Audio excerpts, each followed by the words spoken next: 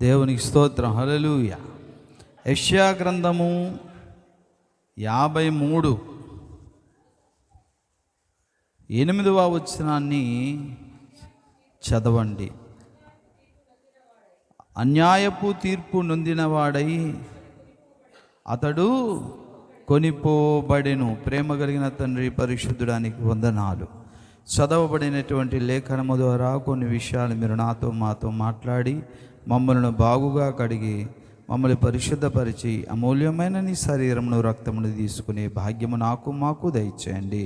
ఇంతవరకు మార్గాన్ని నిలబెట్టుకునే విషయాలు మీరు మాట్లాడినందుకు వందనాలు. నిదాసుడు అత్యల్పుడు నన్ను కూడా నీ సిలువ చాటను మరుగు చేసి నాకు కావలసిన జీవాహారం నిత్య మహిమ పొందమని యేసునామమున ప్రార్థిస్తున్నాము తండ్రి, ఆమేన్. హల్లెలూయా. ప్రియులారా, యేసుక్రీస్తు వారిని నిజంగా అన్యాయమైన తీర్పు తీర్చి అతనికి సిలువకు అప్పగించారు. ఆ ప్రవచనాన్ని యెషయా భక్తుడు అక్కడ 53:8 వచనములో రాసి ఉన్నారు. అలాగనే కీర్తనల గ్రంథము 56:5 వచనాన్ని కూడా మనము చదువుదాం ప్రియులారా. చూడండి, 56:5.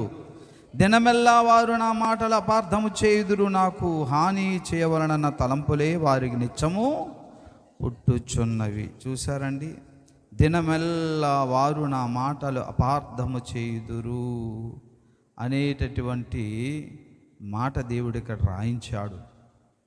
అలాగే మరలా మనము ఇంకో విషయాన్ని కూడా చూడాలి. ఇర్మియా గ్రంథము 8వ అధ్యాయము 8వ వచనాన్ని చదువుదాము ప్రియులారా.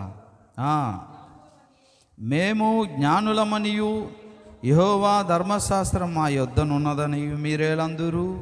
నిజమే గాని శాస్త్రుల కలము అబద్ధముగా దానికి అపార్థము చేయుచున్నది. ప్రియులారా, ఈ రోజున ఇక్కడ దేవుని మాటలను అపార్థము చేసి లేనిపోనివి కల్పించి దేవుని ప్రణాళికను, దేవుని ఉద్దేశాలను కూడా వారు వక్రంగా తిప్పేటటువంటి జనాలు ఎక్కువ ఉన్నారని ఈ లేఖనాల ద్వారా మనతో ఈరోజు దేవుడు మాట్లాడుతున్నాడు. గమనించండి, యేసు ప్రభు వారికి న్యాయంగా సిలువ వేశారా, అన్యాయంగా సిలువ వేశారా? కదా, అన్యాయంగా సిలువ వేశారు. కానీ యేసుక్రీస్తు వారికి శరీరధారిగా ఉన్న ఆయనకు అన్యాయమైన తీర్పు తీర్చి సిలువ వేశారు. కానీ ఈ రోజున అబద్ధ బోధకులు ఏం చేస్తున్నారు తెలుసా? లేఖన రూపములో, వాక్య రూపములో ఉన్న యేసును అన్యాయముగా తీర్పు తీర్చి సిలువ వేస్తున్నారు. దేన్ని వేస్తున్నారు సిలువ? లేఖన రూపంలో ఉన్న యేసుని, వాక్య రూపంలో ఉన్న యేసుని. అప్పుడేమో శరీరధారి అయి ఉన్నటువంటి యేసుని సిలువ వేశారు అన్యాయముగా. ఇప్పుడేమో అన్యాయముగా వాక్య రూపంలో ఉన్న యేసును సిలువ వేస్తున్నారు. అప్పుడు సిలువ వేసింది యేసుకే, ఇప్పుడు సిలువ వేస్తున్నది యేసుకే.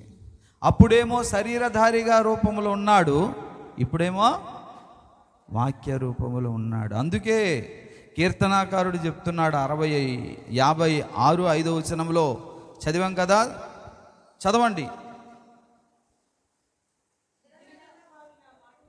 ఆదండి, దేవుని మాటలకు అపార్థం చేసే బోధకులు ఎక్కువైపోయారట. తర్వాత ఇప్పుడు 8:8 చూసినప్పుడు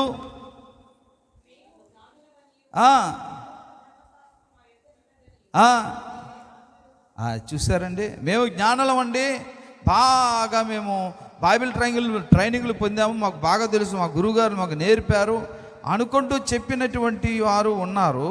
ధర్మశాస్త్రం కూడా మా దగ్గర ఉంది, ఆ బైబిలే మేము చదువుతున్నాము అని చెప్పిన వాళ్ళు కూడా ఉన్నారు.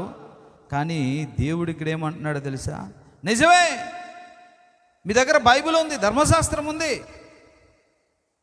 కానీ మీ దగ్గర కళ్ళకలము, శాస్త్రుల కళ్ళకలము అబద్ధముగా దానికి అపార్థము చేయుచున్నది.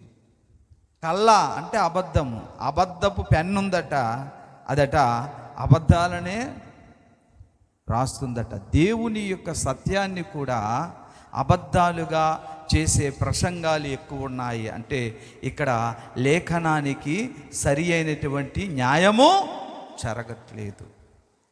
అది దేవుడు బాధపడుతున్నాడు. ఇక్కడ అన్యాయపు తీర్పు నొందిన వాడై యేసయ్యను సిలువ వేశారు.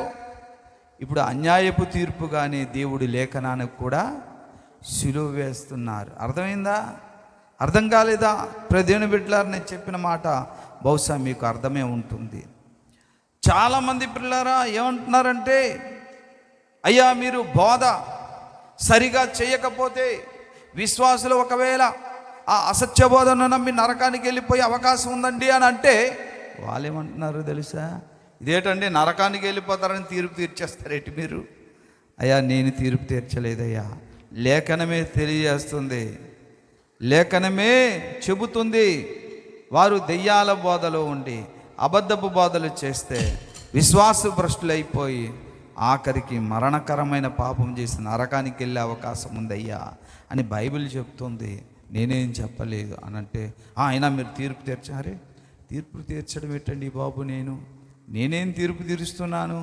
లేఖనం ఏది చెబుతుందో అదే చెప్తున్నాను.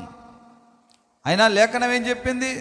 ప్రతి ఒక్క వ్యక్తికి, లోకంలో ఉన్న ప్రతి మనిషికి ఏం చెప్తుంది? మార్కు 16:16 చూస్తే, నమ్మి బాప్తీసం పొందినవాడు రక్షించబడతాడు, నమ్మకపోతే శిక్ష విధించబడుతుంది. అంటే దేవుడు చెప్తున్నాడా లేదా? తీర్పు తీర్చి చెప్తున్నాడా లేదా? నమ్మితే రక్షణ, నమ్మకపోతే నరక శిక్ష. మరి నేను ఆ తీర్పు తీర్చాను, అదే చెప్తున్నాను. కనుక ఇలాంటివి ఎన్నో విషయాలు అసత్య బోధకులు ఏం చేస్తున్నారంటే, దేవుడు చెప్పనిది, అసలు దేవుడు కూడా తలంపు రానిది దేవుడికి అలా వస్తుంది అనుకొని వీళ్ళే కల్పించి ప్రజలను మోసం చేస్తున్నారు. దినమెల్లా నా మాటలకు వారు అపార్థము చేయుచున్నారు. ధర్మశాస్త్రం మా దగ్గర ఉంది కదా అని చెబుతున్నారు. చెబుతూనే వారు ఏం చేస్తున్నారంటే, శాస్త్రుల యొక్క కళ్ళలాడే కలము అంటే అబద్ధములాడేటటువంటి వ్యాఖ్యానాలు నా ప్రజలను మోసం చేస్తున్నారు. అంటే నా వాక్యాన్ని వారు సిలువ వేస్తున్నారు. ప్రియా దేవుని బిడ్డలారా, గమనించండి. ఈ రోజున అన్యాయపు తీర్పు పొందిన వాడై లేఖన క్రీస్తు శిబిరం వెలుపటికి వెళ్ళగొట్టబడుతున్నాడు. ఈ రోజున సంఘాల్లో బైబిల్ చదువుతున్నారా మీరంటే, వారు చదువుతున్నారా అనే సమాధానము వేళ్ళ మీద లెక్కించే సంఖ్య మాత్రం ఉంటారు ఎక్కువ మంది. నేను చూశాను. ఒకసారి నువ్వు బైబిల్ చదివావా అని అంటే ఆకాశం వైపు దిక్కులు చేస్తున్న వాళ్ళు, నవ్విన వాళ్ళు, ఏందమ్మా అని అంటే, మేము రోజు ప్రామిస్ కార్డు చూస్తున్నామండి, క్యాలెండర్లో ప్రతిరోజు ఒక వాగ్దానం చూస్తున్నామండి. దాంతోనే ప్రదేని బిడ్డలారా ఎంత మోసపోతున్నారు, ఎంత మోసగిస్తున్నారు. మనమేమో అయ్యా read the Bible, it's in the Bible చదవండి, బైబిల్ వినండి, జీవితంలో ఇది కొనసాగింపజేయండి అని మన చెబుతుంటే, బైబిల్ అంత లోతుగా చదవడం అవసరమా అనుకొని వాక్య స్వరూపుడై ఉన్నవా యేసునే సిలువ వేస్తున్నారు వాళ్ళు. అర్థమవుతుందండి? ఆ రోజయ్యా యేసయ్యను సిలువ వేశారు, శరీరధారిగా ఉన్న యేసుని. ఈరోజు వాక్య రూపంలో ఉన్న యేసును సిలువ వేస్తున్నారు. అంత పెద్ద అవసరం లేదులేండి, అంత లోతుగా వెళ్ళిన అవసరం లేదు. దేవుడు నమ్మితే చాలు పరలోకం వెళ్ళిపోతాం అంటే వాక్యం అక్కర్లేదు, వాక్యానికి న్యాయం జరగని అవసరం లేదు. హృదయాన్ని బిడ్డ, అందుకే ఆయన అంటున్నాడు, దినమెల్లా నా మాటలకు అపార్థం చేస్తున్నారు వాళ్ళు. శాస్త్రుల యొక్క కళ్ళమాడే కలము అపార్థాలకు దారి తీస్తుంది నా మాటలు.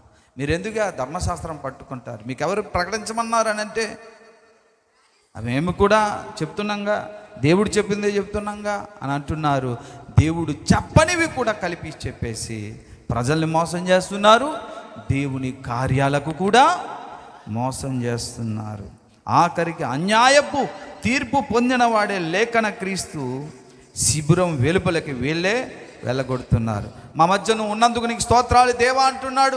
వాక్య స్వరూపంలో వచ్చిన యేసుని బయటికి పొమ్మంటున్నాడు. ప్రదేన బిడ్డలారా, అంటే వీళ్ళ హృదయ న్యాయపీఠాల ముందు లేఖన క్రీస్తు అన్యాయముగా తీర్పు తీర్చబడుతున్నాడు. రేపు క్రీస్తు న్యాయపీఠం ముందు వీళ్ళ ద్వారా అన్యాయంగా తీర్పు తీర్చబడిన ఆ క్రీస్తే వీళ్ళందరి బోధలు కూడా అక్కడ పరీక్షిస్తాడు, లెక్కడుగుతాడు, అక్కడ తేలిపోద్ది. ప్రదేవుని బిడ్డలారా, ఈనాడు లేఖన క్రీస్తు, వాక్య స్వరూపంలో ఉన్న క్రీస్తుని మనము న్యాయమైన తీర్పు తీరిస్తే మనము ధన్యులైన విశ్వాసులముగా ఉంటాము. దేవుని స్తోత్రం. హల్లెలూయా, హల్లెలూయా. అలా క్రీస్తుతో పాటుగా మనము ప్రియులారా న్యాయ సింహాసనం మీద యేసయ్య కూర్చుంటే మనకు కూడా కొన్ని న్యాయపీఠాలు ఇచ్చి దాని మీద కూర్చోబెట్టి మనకు కూడా న్యాయంగా తీర్పు తీర్చేటటువంటి హోదా కూడా దేవుడు ఇస్తాడు. హల్లెలూయా. గమనించండి ఆ మాట. ప్రకటన గ్రంథము 20వ అధ్యాయము 4వ వచనం. అంతటా సింహాసనములను చూచి తిని వాటి మీద ఆసీనులై ఉన్న వారికి విమర్శ చేయుటకు అధికారం ఇస్తాడట. హల్లెలూయా. వింటున్నారా ప్రియులారా? ఎందుకు గోల అని బహుశా మీరు అనుకోవచ్చు. లేఖనాలను న్యాయంగా మనము తీర్పు తీర్చాలి. లేఖనాలను న్యాయమైనటువంటి పద్ధతిలో మర్యాద ఇవ్వాలి. అలా కాకుండా వాక్యం మనకెందుకండి, అలా ఇలా చేశారు, వీళ్ళు ఇలా చేశారు, అలా చేసుకుంటే పోలే అనుకుంటే అవదు. మనము కూడా అన్యాయంగా వాక్య రూపంలో ఉన్న యేసుని సిలువ వేసినట్టే. అవునా కాదా? ఆ క్రమంలో ఒక మచ్చుకో మాట చెప్తాను. వీరు అపోస్తుల బోధ యందును, ప్రార్థన చేయటి యందును, సహవాసం నందును, రొట్టె విరుచటి యందును ఎడతెగక ఉండిరి అని ఈ 4 కార్యాలు వాళ్ళు చేసినప్పుడు మనం చేస్తే వింతగా చూస్తున్నా. లేట్రా నాయన, ప్రతివారం రక్త మాంసాలు ఇచ్చేస్తారు. అరే, లేఖనం చెప్తుందయ్యా, 3ంటికి నువ్వు ఎంత గౌరవం అయితే ఇచ్చావో 4వ దానికి కూడా అదే గౌరవం ఇవ్వాలి కదా. అలా ఇవ్వలేదంటే దాని అర్థమేంటి? వాక్య స్వరూపుడైనటువంటి యేసును నువ్వేం చేస్తున్నావు? అన్యాయంగా తీర్పు తీర్చి శిబిరం వెలుపడికి వెలివేస్తున్నావు. కాబట్టి న్యాయమైనటువంటి తీర్పు తీర్చలేస్తున్నా. ఈ 4 నువ్వు చెప్పిందే, ఈ 4 మేము అనుసరిస్తామన్నప్పుడు లేఖనానికి న్యాయంగా మనము సమాన గౌరవం ఇచ్చినట్టు, సమాన తీర్పు చేసినట్టు. అలా కాకుండా కొన్ని విడిచిపెట్టేసి చెప్పాను కదా అప్పుడు, అరే ఇస్కరియోతు యోధాను కూడా దేవుడు పరలోకం తీసుకెళ్ళొచ్చేమో, అలా ఉంటుంది సోదా. కనుక లేఖనాలు బాగా చదివితే లేఖనాలకు న్యాయమైనటువంటి గౌరవం, న్యాయమైన తీర్పు, న్యాయమైన ఫలము మనము తీసుకొచ్చినప్పుడు మనము కూడా ఆ న్యాయపీఠాల మీద కూర్చొని తీర్పు తీర్చేటటువంటి అవకాశాన్ని దేవుడు మనకు ఇవ్వబోతున్నాడు. హల్లెలూయా, హల్లెలూయా, హల్లెలూయా. లేకపోతే మనకు ఆ ఛాన్స్ ఉండదు. అందుకే లేఖనం ఏమి చెప్తుంది, వాక్యం ఏం చెప్తుంది, వాక్యం చెప్పనిది మనం నమ్మొద్దు, వాక్యం చెప్పినది ఏది మనం విడిచి పెట్టద్దు అనేటటువంటి న్యాయమైన తీర్పు మన హృదయం అనేటటువంటి న్యాయపీఠం మీద వాక్యానికి అట్టి న్యాయము జరగాలి. అప్పుడే మనము న్యాయపీఠాల మీద కూర్చొని తీర్పు తీర్చే అవకాశం యేసయ్య ఇస్తాడు. ఇక్కడే వాక్య రూపంలో ఉన్న యేసయ్యకు న్యాయం జరగకపోతే ఇక మనల్ని ఎందుకు కూర్చోబెడతాడు అక్కడ? కాబట్టే ఈనాడు చాలామంది బోధకులు, క్రైస్తవులు, అందరూ కాదండి, అన్యాయమైన తీర్పు తీర్చి యేసయ్య సిలువకు అప్పగించినట్టుగానే ఈనాడు అన్యాయ తీర్పు తీరుస్తూ లేఖన క్రీస్తును సిలువ వేస్తున్నారు. ఆ పొరపాటు మన బ్రతుకుల్లో జరగకుండా ఉండడానికే మనం ఏం చేస్తామండి, లేఖనాలను సరిచూసుకుంటూ వాక్యం చెప్పిందే, ఎవరినో మెప్పించడానికి కాదు, ఇక్కడ వాక్యం చెప్పిందే చెబుతాము, అనుసరిస్తాము. వాక్యం చెప్పనిది ఏది మనము నమ్మము. ఈ స్థితిలో, ఇట్టి విశ్వాసంలో వాక్యానికి మన హృదయం అనేటటువంటి న్యాయపీఠం మీద సరి అయిన న్యాయము జరిగితే మనల్ని తీసుకెళ్ళి ఆయన న్యాయపీఠాల మీద కూర్చోబెడతాడు. ఆ ధన్యజీవులుగా మనం జీవిద్దాం. ప్రార్థన చేద్దాం, తల్ల ఉంచండి. ప్రార్థన చేద్దాం, తల్ల వంచండి. దేవా, నీ వాక్యమునకు నా హృదయం